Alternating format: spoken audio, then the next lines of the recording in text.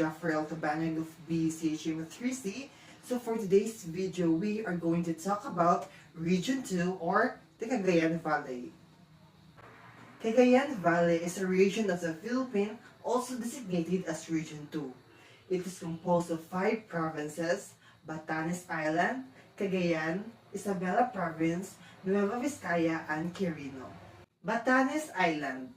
It is an island comprising 10 islands that are located in Luzon, strait between island of Luzon and Taiwan.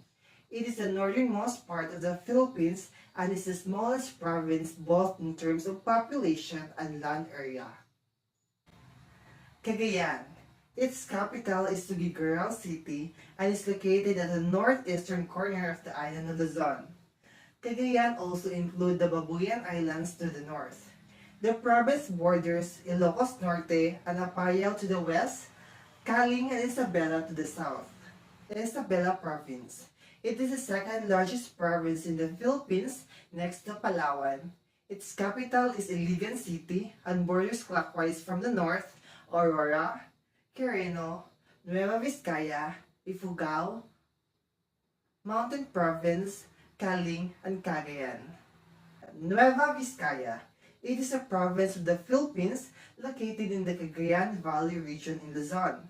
Its capital is Bayambang and it's bordered by clockwise from the north, Ifugao, Isabela, Quirino, Aurora, Nueva Vizcaya, Pangasinan, and Benguet. And lastly, the Quirino. It is a landlocked province in the Philippines. The province borders Aurora to the southeast, Nueva Vizcaya to the west, and Isabela to the north. Quirino used to be part of the province of Nueva Vizcaya until it was separated in 1966.